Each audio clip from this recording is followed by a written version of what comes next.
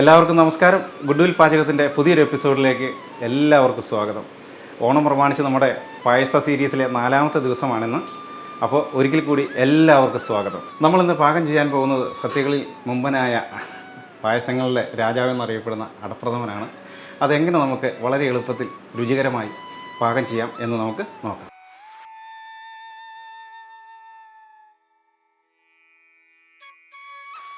അപ്പോൾ നമ്മുടെ പായസം തയ്യാറാക്കുന്നതിന് വേണ്ടിയിട്ട് നമ്മൾ ഊട്ടുരുളി എടുത്തിട്ടുണ്ട്. ഇനി നമുക്ക് അതിലേക്ക് ആവശ്യമായുള്ള ഇൻഗ്രീഡിയൻസിൽ നമ്മൾ ഒരു 300 ഗ്രാം ഉണക്കലരിയുടെ അട എടുത്തിട്ടുണ്ട്. അടപ്രഥമന് ഏറ്റവും നല്ലത് ഉണക്കലരിയുടെ അട തന്നെയാണ്. ഇത് കണ്ടാൽ തന്നെ അറിയാം, നല്ല ക്രിസ്പി ആയിട്ടിരിക്കുന്നു. നല്ല ഇപ്പോൾ കടിച്ചു നോക്കിയാലും നല്ല ക്രിസ്പി ആയിട്ടിരിക്കുന്നു, നല്ല രുചിയും കൂടിയുണ്ട്. അടുത്തത് നമ്മൾ 1 കിലോ ശർക്കര എടുത്തിട്ടുണ്ട്. ഈ ശർക്കര ഇനി നെയ്യ് ചേർത്ത് നമുക്ക് അല്പം ഉരുക്കിയെടുക്കാം. നമ്മുടെ ശർക്കര നന്നായിട്ട് കുറുകി വന്നിട്ടുണ്ട്, പാകത്തിന് കുറുകി വന്നിട്ടുണ്ട്, വെള്ളം പറ്റി വന്നിട്ടുണ്ട്. ഇനി നമുക്ക് ഇത് ഓഫ് ചെയ്യാം. നമ്മുടെ ഉരുളി ചൂടായിട്ടുണ്ട്. ഇനി നമുക്ക് അല്പം നെയ്യ് ഒഴിച്ച് നമ്മുടെ തേങ്ങാക്കൊത്തും കശുവണ്ടിയെല്ലാം നമുക്ക് ഫ്രൈ ചെയ്തെടുക്കാം.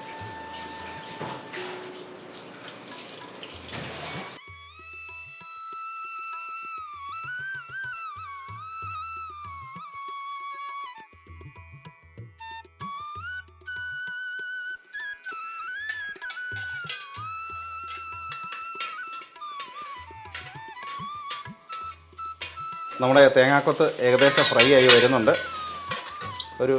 ഏകദേശം ഒരു 80% ഫ്രൈ ഒക്കെ ആയി കഴിയുമ്പോൾ നമുക്ക് ഈ കൂടെ തന്നെ നമുക്ക് കാഷ്നട്ട് ഫ്രൈ ചെയ്തെടുക്കാം. നമ്മുടെ തേങ്ങാക്കൊത്ത് ഏകദേശം ഫ്രൈ ആയി വന്നിട്ടുണ്ട്. ഇനി നമുക്കതിലേക്ക് നമ്മുടെ കാഷ്നട്ട് കൂടി ചേർത്ത് കൊടുക്കാം. നമ്മളിത് ഒന്നിച്ച് ഫ്രൈ ചെയ്യുന്നത് അല്പം സമയലാഭത്തിനും കൂടി വേണ്ടിയാണ്.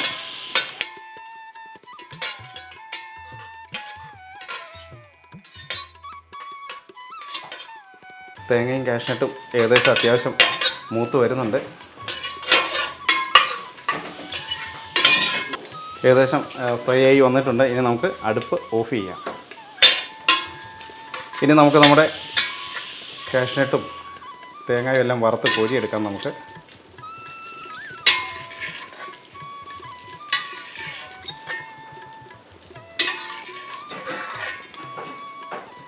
ഇനി നമ്മുടെ ശർക്കര ഉരുക്കിയത് നമുക്ക് ഈ നെയ്ക്കകത്തേക്ക് ചേർത്തൊന്ന് വഴറ്റിയെടുക്കാം. അല്പം ജലാംശം കൂടിയുണ്ട്, അതും കൂടി ഒന്ന് വറ്റിച്ച് എടുക്കാം.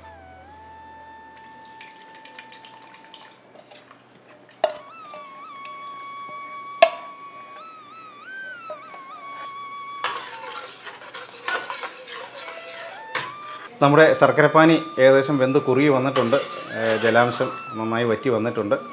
ഇനി നമുക്ക് മുൻപേ നമ്മൾ വേവിച്ച് വാങ്ങി വെച്ചിരിക്കുന്ന അട നമുക്ക് ഇതിലേക്ക് ചേർത്ത് കൊടുക്കാം. അപ്പോൾ നമ്മൾ വേവിച്ച് വെച്ചിരിക്കുന്ന അട നമുക്ക് ശർക്കരയിലേക്ക് ചേർത്ത് കൊടുക്കാം. നമ്മൾ വേവിച്ച സമയത്ത് അല്പം വെളിച്ചെണ്ണ ചേർത്തിരുന്നു. അത് ഒട്ടിപ്പിടിക്കാതിരിക്കാൻ വേണ്ടിയിട്ടാണ് നമ്മൾ ചേർത്തിരിക്കുന്നത്. നമ്മുടെ അടയിലും അല്പം വെള്ളത്തിൻ്റെ അംശം നിൽക്കുന്നുണ്ട്. അപ്പോൾ നമുക്ക് ഒന്നുകൂടി പാനിയിലിട്ട് നന്നായിട്ട് വേവിച്ച് വറ്റിച്ചെടുക്കാം. 300 ഗ്രാം അടയാണ് എടുത്തത്. അതോടൊപ്പം നമ്മൾ 1 കിലോ ശർക്കരയും എടുത്തിട്ടുണ്ട്. ഇനി ഈ ശർക്കരയിൽ കിടന്ന് നമ്മുടെ ഉണക്കലരി അട നന്നായിട്ടൊന്ന് വറ്റി വരണം. നമ്മുടെ ശർക്കര ഏകദേശം വറ്റി വന്നിട്ടുണ്ട്. നമ്മുടെ അടയിലെ ജലാംശമെല്ലാം വറ്റി വന്നിട്ടുണ്ട്.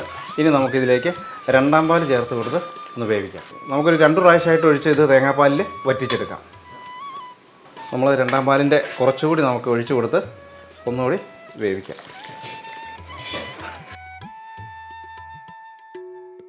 നമ്മളൊരു 2 തേങ്ങയുടെ പാലാണ് ഇതിലെടുത്തിരിക്കുന്നത്. 1ാം പാൽ നന്നായിട്ട് കുറുകിയ പാലാണ് എടുത്തിരിക്കുന്നത്. 2ാം പാൽ നമ്മളൊരു 1.5 ലിറ്ററോളം നമ്മൾ എടുത്തിട്ടുണ്ട്. ഇത് നമ്മൾ മൊത്തം നമുക്ക് ഏകദേശം ഒരു 2.5 ലിറ്ററിലധികം പായസം കിട്ടുന്നതായിരിക്കും. നമ്മുടെ പായസം നന്നായിട്ട് തിളച്ച് വറ്റി വന്നിട്ടുണ്ട് 2ാം പാലിൽ. ഇനി നമുക്ക് 1ാം പാലിൽ ഒഴിച്ചു കൊടുക്കാം. 1ാം പാൽ ഒഴിച്ചു കഴിഞ്ഞാൽ ഇത് തിളപ്പിക്കേണ്ട ആവശ്യമില്ല. പാലൊഴിച്ച ഉടനെ തന്നെ നമുക്കിത് ഓഫ് ചെയ്യാം. നമുക്ക് 1ാം പാൽ ഒഴിച്ചു കൊടുക്കാം.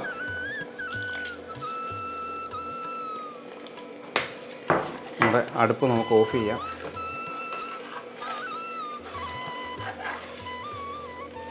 നമ്മുടെ പായസം 1ാം പാൽ ഒഴിച്ച് നമ്മൾ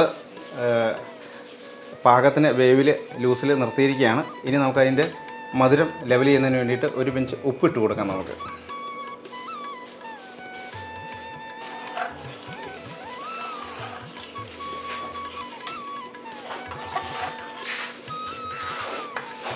നമ്മുടെ പായസത്തിന് ഇപ്പോൾ തന്നെ നല്ല രുചിയുണ്ട്.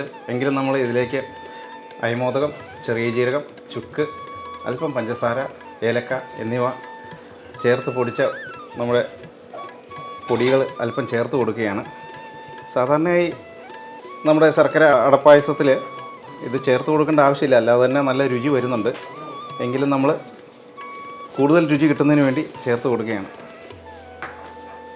നന്നായിട്ടൊന്ന് ഇളക്കാം നമുക്ക്.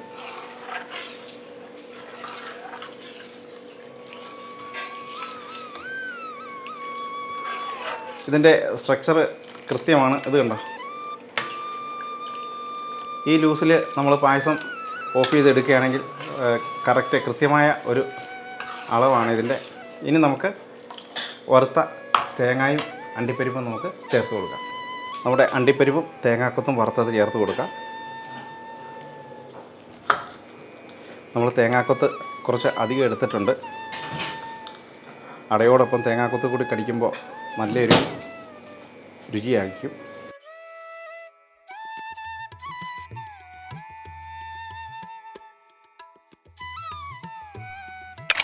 ഓണനാളുകളിലെ വിശാഖ ദിവസത്തിൽ ഇന്ന് നമ്മൾ പായസങ്ങളുടെ രാജാവായ അടപ്രഥമനെ തന്നെയാണ് നമ്മളിന്ന് പാകം ചെയ്തത്. എല്ലാവർക്കും ഇഷ്ടമായെന്ന് കരുതുന്നു. അതുപോലെ തന്നെ ഒപ്പം നമ്മുടെ ഗുഡ്വിൽ എൻ്റർടൈൻമെൻറ്റ് എന്ന തറവാട്ടിലെ സഹസ്ഥാപനങ്ങളാണ് യൂട്യൂബും ഗുഡ്വിൽ പാചകമൊക്കെ.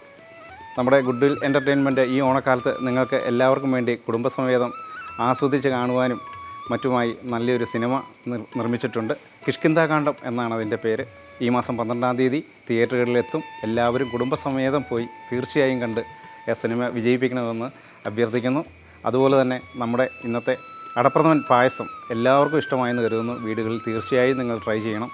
എളുപ്പത്തിൽ രുചികരമായി പാകം ചെയ്യാവുന്ന രീതിയിൽ തന്നെയാണ് നമ്മൾ അവതരിപ്പിച്ചിരിക്കുന്നത്. അതുപോലെ തന്നെ നിങ്ങളെല്ലാവരും തീർച്ചയായും നമ്മുടെ ചാനൽ സബ്സ്ക്രൈബ് ചെയ്യണം. നിങ്ങളുടെ അഭിപ്രായങ്ങളും നിർദ്ദേശങ്ങളും എല്ലാം തീർച്ചയായിട്ടും നിങ്ങൾ രേഖപ്പെടുത്തണം. അടുത്ത ഒരു എപ്പിസോഡിൽ പുതിയൊരു പായസ വിഭവവുമായി നിങ്ങളുടെ മുന്നിൽ ഞങ്ങൾ എത്തുന്നതായിരിക്കും. നന്ദി.